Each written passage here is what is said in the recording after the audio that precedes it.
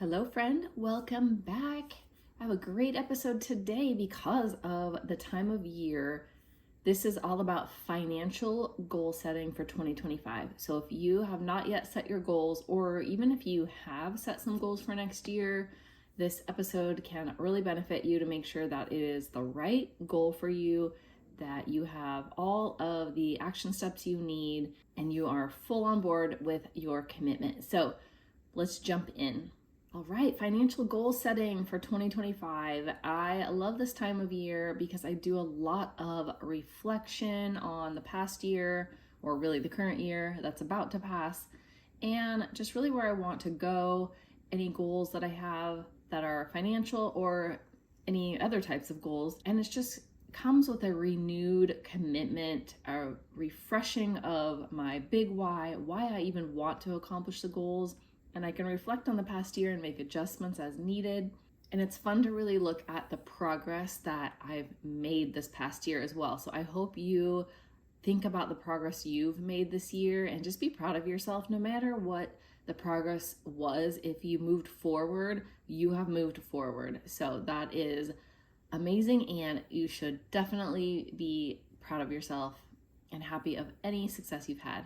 Okay, so step one to determine what financial goal you and your family should have for this coming year is the first step is to evaluate your current financial situation. So you really need to know where you are right now before you can even know what would be a good goal, what would actually be moving forward, making progress, getting you into a better situation. So this means you need to know how much extra money you have coming in each month. So find out all of your income if you don't know the exact amount of income coming in every month, or an average, or if you have a different amount of income coming in, it's kind of always different. Maybe it's commissions or whatever. Get to an average, or get to what is your lowest ever in any given month this past year that you made in income, so that you know that is at least how much you'll have coming in any given month. And then you also need to look at your expenses. So you have to know how much is extra, how much is left over. So we bring this amount of money in, but we spend this amount every month for just whatever we spend our money on: bills, fun, food, gas, all kinds of things. If you don't know how to track your expenses, it's very easy. You can just go back and look at last full month, or you can do the last few months. And I've had episodes where I've talked about how to really get detailed with your expense tracking. And I have one episode on really a great way to kind of track your majority of your expenses very quickly and easily. And that is episode 43. The next thing you need to know about your current financial situation is if you have any debt that you need to pay off. So you need to know how much you have.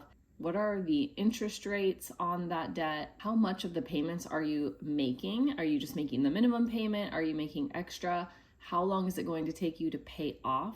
I have a great spreadsheet that I use to analyze all of my debt, and I will link it in the description for you, so you can put in every single debt that you have, what the percentage rate is, what the total balance is, and what your minimum payment is. And it will actually tell you how long it will take to pay them off. And you can play around with it. If you add extra, how much faster will it help you to pay it off? So you can play around with it. The next thing you need to know is, do you have an emergency fund saved already, and how much do you have saved? So most experts agree minimum you need $1,000 saved as fast as possible, and then put the extra money towards the debt payoff. So if you don't have an emergency fund, then any extra money should be going towards saving that up instead of extra debt payments. And then as soon as you have that $1,000, put all of your money back towards paying off debt. And then also you need to be aware of any larger purchases that you really need to be saving up for.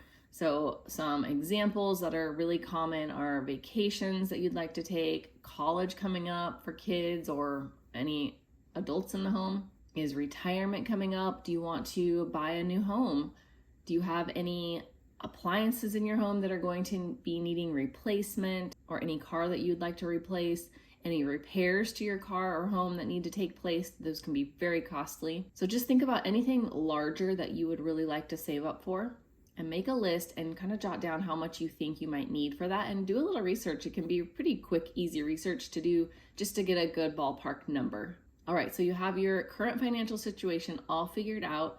The next step is going to be to brainstorm all of the goals you'd like to accomplish. Now that you know where you currently sit, you know if you have debt and how much, you know how long it's going to take you to pay off, you know how much extra you have to put towards any financial goals.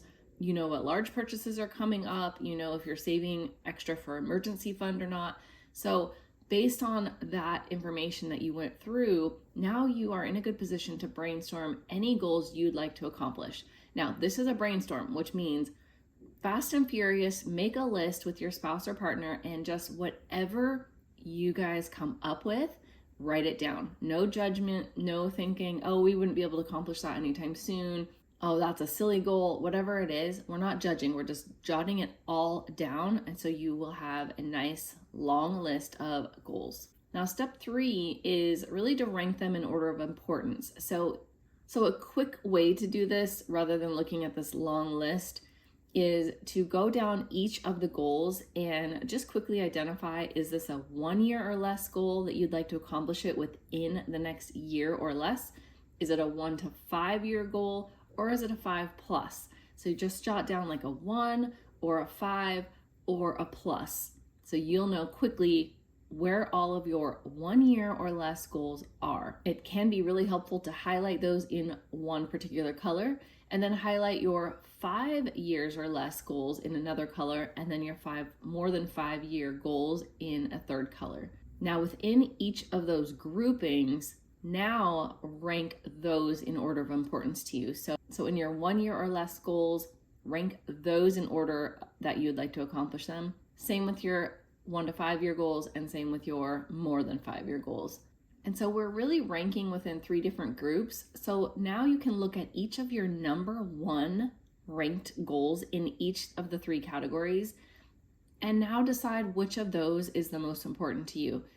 It may not be something that is 1 year or less. It may be making a certain amount of progress on a longer term goal. Maybe you have a 1 year or less goal to pay off a certain credit card, but maybe you have a 5 year goal to have college saved up, or a certain amount towards college. In this year, you feel it's more important to actually save up a certain percentage of that college fund before worrying about that credit card. So that's why we don't want to only look at your 1 year or less goals. We actually want to rank them all, and then look at your top 3 ranked between your number 1 in each of the 3 categories. So now, of all of the goals, you should really drill down to one goal that is your absolute highest priority number 1 goal. And it can be a goal that is a 1 year or less goal, or it can be a portion of a longer term goal. I have a podcast episode number 19 with a lot of questions, a lot more detailed questions that can help you go through and really determine the priority order of your goals. So I highly recommend listening to that one if you need more help in identifying the priority order for you. All right, so step 4 we just did is establishing one goal to work on first. And we only want one because too many will actually create overwhelm, and then no goals get accomplished if we get overwhelmed. So we really want to be focusing on one goal. Okay, so to establish that goal first that you want to work on, you've got the goal identified, your highest priority, and you and your partner need to be in agreement on this. And if you're not, then it can really, to get on the same page, it can be helpful for each of you to list out the pros and cons of each of the 2 goals that you're trying to decide between, and just make your case to each other. There may be one that, when you really break down the pros and the cons and what this can do for you, you or your partner may decide that yes, the other goal is the right one. And then you want to set a deadline. So this is really important. You need to know what you're working towards on a deadline. I want to hit this goal by 9 months from now, or by the end of the year. Whatever the deadline is, set it and work your hardest to hit that deadline. Make it a non-negotiable deadline, as it's your top priority.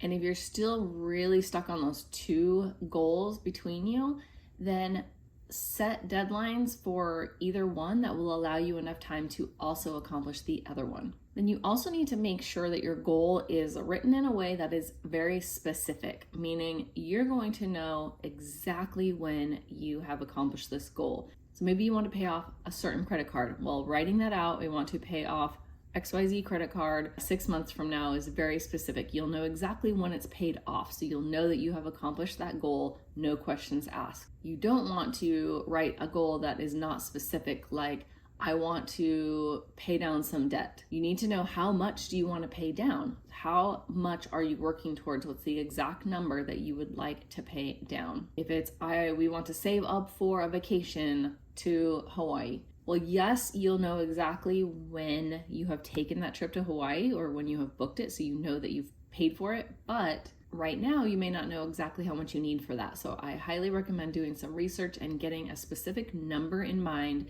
that you feel is the cost for that vacation that you can be aiming towards. Saving whatever the amount of money is for a Hawaii vacation, that becomes the goal. And also it needs to be realistic. So it has to be something that is doable. If you or your partner feel like it's completely out there, it is not doable at all, it's nothing you've ever accomplished before, then maybe it isn't the right goal. Maybe we need to dial it back, and maybe not. Maybe it is something where you're fully committed to pushing yourselves and making it happen no matter what it's going to take to do it. Which is the next part of this step, is to get the entire family's commitment. Sometimes these financial goals affect the kids in the house as well. So sitting them down, going over what your goal is, and as much as you want to share with them, it can be helpful to let them know why it's such an important goal to you, what it's affecting, how it's affecting the family, and how it can affect the family once the financial goal has been reached. Get their commitment, let them know there may be sacrifices everybody has to make. Maybe there's less birthday gifts this year. Maybe we're not doing as many fun outings. Maybe they have to start earning some money on their own for things they want to buy, whatever it is. You have a deadline set. Now you're going to, step 5, list every action item that it will take to accomplish this goal. And I don't care how small the action item is, we need to know every step that needs to be taken. So then with every action step, and here are some examples that may or may not be needing to be taken by you or your partner to accomplish these goals. Some examples are, we need to create a budget in order to accomplish this goal. We need to set up a tracking system for our expenses. We need to look at reducing expenses by a certain amount of money each month. We need to set up automatic payments that either go to a savings account or go to a credit card or a debt payment that we need to add. So it's automatic and we don't have to think about it. We won't forget. The extra will be going where we want it to. Maybe we need to add some extra income, a side hustle. Maybe we need to change jobs entirely, get a promotion, change to a different company that pays better. Whatever it is, maybe needing to bring in some extra income. So whatever all the action items need to be taken for the goal, write them down. And then next to each action item, you'll want to put deadlines and who's responsible, who's actually taking on this task. And maybe it could even be that you want a savings account at a different bank, and one of the action items is actually going to that bank and setting up that account. Who's going to do that? Do you both need to do that? Maybe it's setting up a new direct deposit with your employer, having a certain amount going to a savings account. Who is taking on that task?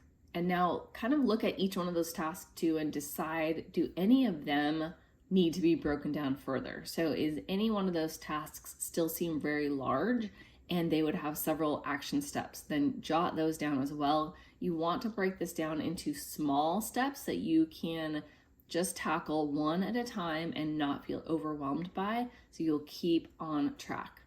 And then with the deadlines, you'll know exactly what order you need to tackle these tasks or these action items in order to accomplish the goal.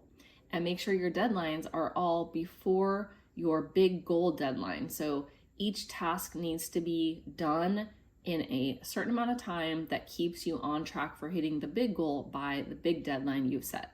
Our 6th step is to set up some accountability, and this can be just your tracking system. I highly encourage you setting up a tracking system, especially one that the entire family can see or have access to. Make sure it's continually updated and you are excited to see that progress. Maybe you need to get a coach or a mentor to help you out. Maybe you need to have family progress meetings every week on how it's going, or every month, how is it going towards your goal? What can we change? And also set up a reward. This can be great accountability, is the whole family knows there's a reward for accomplishing this goal. If it's something that's going to cost money, make sure you're factoring that in, but it doesn't have to cost money. It could be we're taking a family fun day to go on this hike that we've really wanted to do, or you have a family slumber party with movies all night long and popcorn and snacks and board games, and you stay up late and have fun together. All right, so you've got your reward in place, all your action steps, you know exactly what to do. So now it's time to get doing. Start your tasks one at a time in the order that they need to be done. Stay on track. Hold each other accountable. So last step is just as you are going is just to evaluate and adjust as needed. Remember, progress over perfection. So we're not looking for perfection. We're not giving up if we haven't hit an exact action step milestone by the deadline. We're going to keep on going. We can maybe make up time somewhere else, but we're going to keep going. Get back on the wagon if you fall off. One step at a time. Don't get overwhelmed. If you're overwhelmed by any of the action steps, it needs to be broken down further. It needs to be broken down into smaller action steps. You can ask for help if you need to. If one of you gets overwhelmed, maybe the other one can take on a task. Look at something. Is there something you can do to make something easier? And it can really help if you can determine your big why it's so important to you to achieve this goal, so that you can remind yourself of that why anytime you're feeling unmotivated, anytime you're stressed out, anytime you want to give up, anytime you feel like it's not achievable. Remind yourself of why you're going to keep going anyway. It is achievable, one step at a time. You can get there. No matter what the goal is, there are solutions that can help you get there. So I'm rooting for you. I would love to hear what financial goals you set for the coming year. Drop a comment and let me know, what have you set as your number one financial goal in 2025? As always, I so appreciate you being here with me, and have a great next few days. I'll talk with you on Thursday, and blessings to your family.